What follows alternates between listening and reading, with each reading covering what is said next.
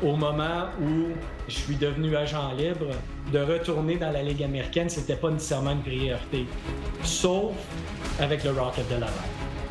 On veut gagner la Coupe Calder, ça c'est la coupe pour la Ligue américaine. Le Rocket de Laval, champion de la saison régulière. Le Rocket de Laval est éliminé en 4 matchs par les Checkers de Charlotte.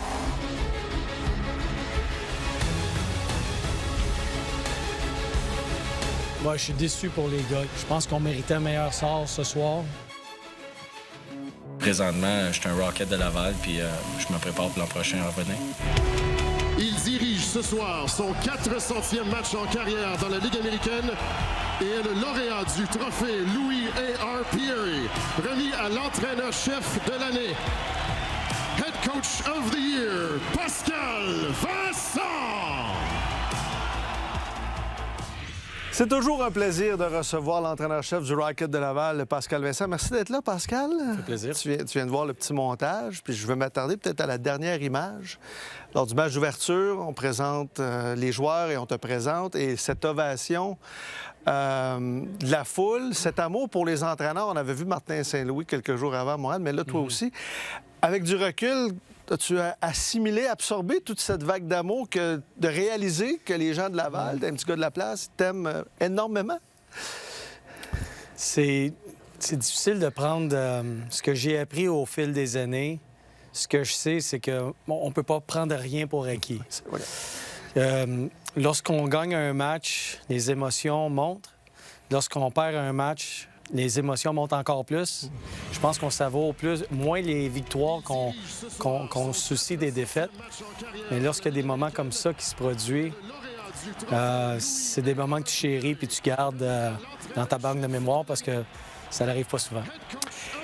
Et ce qui s'est passé l'an dernier à ta première saison, évidemment, bon, on a vu l'élimination, mais ça reste qu'il y a quelque chose qui s'est créé, on dirait, dans cette équipe-là, mais aussi avec les partisans. Il y a une étincelle. On a amené ça à un autre niveau, le hockey à Laval. As-tu cette impression-là, toi aussi, avec ce qui s'est passé dans le dernier? Moi, je pense que les gens du Québec, pour avoir vécu là, à l'extérieur du pays puis dans d'autres provinces, les gens connaissent le hockey. Puis ils savent reconnaître ce que travailler fort sur une patinoire veut dire. Puis lorsqu'ils voient qu'une équipe se donne, même si le résultat n'est pas nécessairement là, je pense que les gens sont capables de reconnaître l'effort, puis c'est tout ce qu'ils veulent. Évidemment, on veut tous gagner, on veut gagner la Coupe, on veut gagner des championnats, mais au quotidien, match après match, si l'effort est là, je pense que les partisans vont revenir. Puis c'est ce qu'on a fait l'an passé. C'est un peu ce qu'on voit à Montréal. Les gens voient le processus. Ouais. On le voit aussi du côté de Laval. Tu l'as dit en début de saison, nous, ce qu'on veut, évidemment, c'est aller jusqu'au bout. Quand tu évalues ton équipe présentement, dirais-tu que tu as les éléments justement pour aller jusqu'au bout? Évidemment, il y a les rappels, puis ça, il y a des choses que tu ne contrôles pas, là, mais que dans la situation actuelle, dans le processus, ça peut aller plus loin que ce qui s'est passé l'an dernier contre les Checkers. C'est difficile à dire, puis je vais t'expliquer pourquoi. Dans notre ligue, on joue contre 14-15 équipes. C'est vrai. Il y en a 32, comme la Ligue nationale, mais on ne joue jamais contre les autres. Donc, on arrive en demi-finale, ou finale de conférence, contre une équipe contre qui on n'a jamais joué durant la saison. On les connaît, on sait qu'ils sont puissants, mais on ne sait pas à quel point, on ne s'est jamais mesuré contre eux autres. Donc, c'est difficile de pouvoir vraiment avoir une idée de tes adversaires, surtout dans les séries éliminatoires. Donc, est-ce que c'est possible qu'on se rende loin? Je pense que oui. Maintenant, il y a beaucoup de choses que je ne peux pas déterminer au moment où on se parle. Évidemment, c'est une ligue de développement. On veut que les jeunes joueurs se développent. Mais toi, comment tu réussis à trouver l'équilibre entre gagner et placer des jeunes dans des situations où ils ont besoin de grandir, mais en même temps qui contribuent au succès de l'équipe? Est-ce que c'est un équilibre qui est difficile à trouver selon le personnel que tu as en place? Bien, ça pourrait être compliqué, mais je pense que l'organisation a très bien repêché au fil des années. Donc, on a des jeunes qui comprennent rapidement. On peut les mettre dans des situations peut-être qui ne sont pas nécessairement prêts au moment où on les met dans ces situations-là, mais ils nous font pas mal. Donc, on apprend beaucoup. Ce que j'aime beaucoup de ma saison l'an passé et de cette année jusqu'à présent, c'est qu'ils veulent être coachés. Ils veulent apprendre. J'ai eu, évidemment, au fil des 30 années que j'ai coaché, des équipes où c'était un peu plus difficile. La chimie passait moins, puis ça l'arrive. Mais avec cette gang-là, puis l'an passé, on avance rapidement parce qu'il y a un échange qui est honnête, qui est direct, mais en même temps qui est voulu des deux côtés. C'est pour ça qu'on parle que quelques joueurs, les gens à la maison, évidemment, regardent ce qui se passe à Laval parce qu'il y a des joueurs là qu'on se dit peut-être qu'un jour ils vont être avec le Canadien ou qui ont même suscité beaucoup d'intérêt. Florian Giaccai. Ouais. Florian était dans les derniers retranchés, n'a pas fait partie des rappels, les premiers rappels, avec notamment Owen Beck et Joshua Roy. Mais qu'est-ce que tu peux nous dire de Florian, de cette année, de son début de saison et de la mentalité qu'il y avait, l'état d'esprit, compte tenu qu'il a été retranché dans les derniers, mais qu'il frappe peut-être à la porte de la Ligue nationale de hockey. Écoute, l'an passé, on l'appelle Flo. Flo est arrivé avec notre équipe. On voulait le développer au centre. C'est ce qu'on a fait. Au début, on n'était même pas certain de le garder. On s'est dit, bon, c'est quoi? Qu'est-ce qui va gagner à jouer junior? On s'est dit, on est mieux de le garder ici, mais si on est pour le garder, on doit le jouer. À ce moment-là, on ne sait pas comment ça va tourner tout ça. Donc, lui, il progresse. Et il devient un joueur où on se dit, il peut jouer des minutes importantes, il peut faire la différence, puis il a une présence physique qui est remarquable. Donc, il a gagné en confiance. Puis l'an passé, ce qu'il a appris, c'est ce que ça prend physiquement pour continuer sa progression puis éventuellement atteindre la Ligue nationale. Donc, son été était super important. Il a eu un bon été. Il a pris de la force physique. Il est arrivé au camp du Canadien. Puis il a un mindset, c'est quelqu'un qui est confiant en ses moyens, ce que j'adore. Puis il est arrivé au camp, comme un peu avec nous autres l'an passé. Il a pris sa place. Finalement, il est avec nous présentement. Puis là, bien, il est en train de retrouver... Je pense qu'il faut recalibrer un petit peu. Oui, parce qu'il y a un temps, hein, c'est ça, d'adaptation aussi. Évidemment. Puis il y a un high émotif aussi. C'est ça, exact. Fait que là, on est en train de recalibrer tout ça, mais c'est un bon joueur de hockey, c'est une bonne personne. Puis il est un peu un unicorn dans le sens où il peut marquer des buts. C'est pas un marqueur, mais il peut en marquer. Il peut jouer en désavantage numérique, il peut jouer au centre, il peut jouer à l'aile. Évidemment, il est physiquement imposant. Les gens l'aiment. Hein? Tu sais qu'à Montréal, les gens l'aiment puis ont hâte de le voir avec Montréal, surtout avec Harbour et compagnie. Bref, mais il y a toujours chaque chose en son temps, j'imagine, pour lui. Un autre que les gens ont hâte de voir, c'est Jacob Fowler. Évidemment, bon, première saison complète. La présence de Capo Kakkonen. Depuis le début de la saison, on sent qu'il y a de l'adaptation aussi pour Jacob Fowler. Un bon match, un match où on accorde un peu plus de buts, c'est l'équilibre comme ça, mais comment tu vois ton utilisation d'un gars comme Jacob Fowler, mais avec la présence d'un gars comme Kakkonen qui peut venir l'aider puis t'aider aussi dans le but d'aller chercher le plus de victoires possible?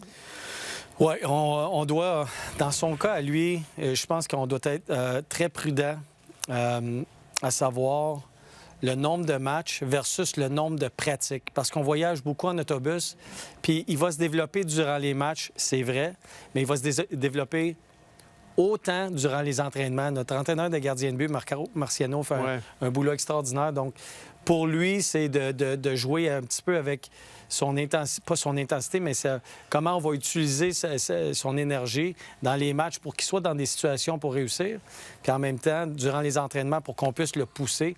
Parce qu'évidemment, le collège américain, la Ligue américaine, il y a un gros gap. Donc, il est en train de s'habituer. Puis, écoute, il a beaucoup de talent. C'est un bon jeune. Il travaille fort. Il va être correct. Puis les gardiens, c'est souvent un développement tardif. Un peu peut-être que pour avoir de bons résultats, il faut prendre le temps aussi dans le cas des gardiens de but. Je ne sais pas si tu peux nous en dire un peu plus, mais David Rundbacker, qui risque de se retrouver dans ta formation bientôt, mais là, il est avec le Canadien parce qu'il est blessé. On parlait de 4 semaines. Est-ce que tu as des développements à savoir est-ce qu'il est près d'un retour au jeu ou ça retarde un peu? Est-ce que tu t'attends à voir David Rundbacker bientôt chez nous? Bien, ça fait 1 mois et 1 jour aujourd'hui. On parlait de 4 semaines, là? Oui, c'est ça. Mais donc sa réhabilitation va très, très bien. Il patine, il s'entraîne. On attend là, les résultats des médecins, mais on devrait le voir bientôt. À quel point c'est une priorité, son développement pour lui? Il y a des attentes, 5e choix au total. On veut qu'il... Puis il n'est pas chanceux parce qu'il y a eu des blessures, mais ça, c'est le karma de certains joueurs. Mais jusqu'à quel point le développement de David Rundbacker est important? Bien, c'est super important, sauf que lui, il a été vraiment malchanceux. L'an passé, une blessure, match hors concours. Cette année, une autre blessure, match hors concours. Puis c'est pas parce qu'il se mettait dans des situations où il allait se faire blesser. C'est juste qu'il jouait la game, il jouait le match, puis ces choses-là arrivent. Lorsqu'il revenait avec nous autres, il était excellent. On s'attend à la même chose encore. Écoute, le jeune a beaucoup de potentiel, mais là, il faut le repartir, puis on va recommencer bientôt. Parlant de jeunes avec beaucoup de potentiel, un certain Ivan Demidov, évidemment, à Montréal, qui fait parler, mais tu l'as côtoyé de près durant le camp des recrues. Qu'est-ce que tu as... Ça a été quoi ta première réaction quand tu l'as vu sur la glace, quand tu l'as dirigé, quand tu l'as vu dans les entraînements? Évidemment, ce qu'on voit aujourd'hui, c'est du talent pur. On nous l'avait vanté comme ça, puis on l'a vu.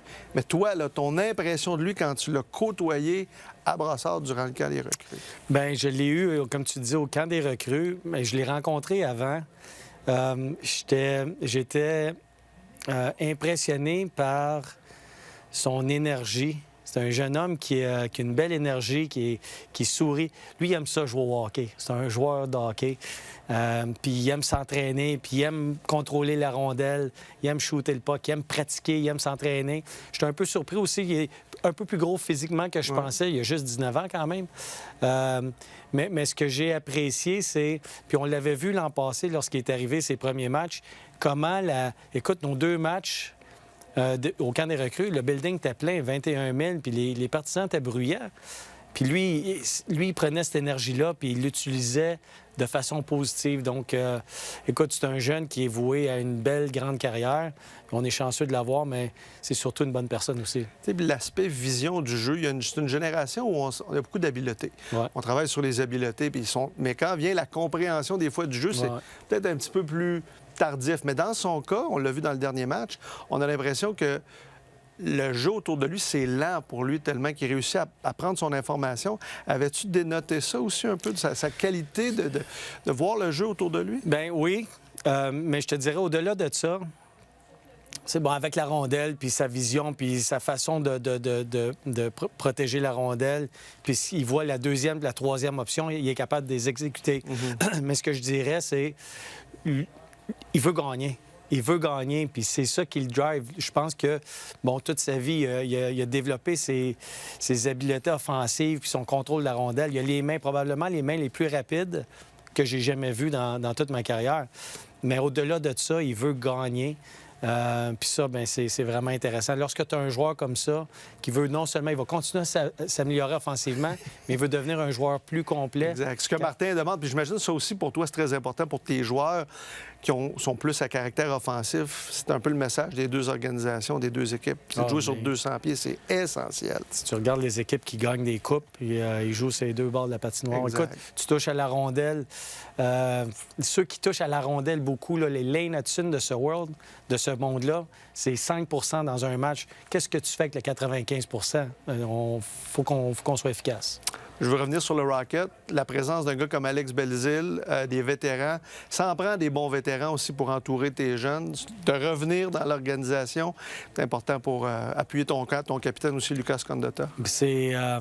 Ça n'a pas de valeur. Avoir des gens comme ça qui véhiculent le message de l'organisation, des gens qui veulent jouer à Laval. Condotta, c'est un des meilleurs, sinon le meilleur capitaine que j'ai jamais eu.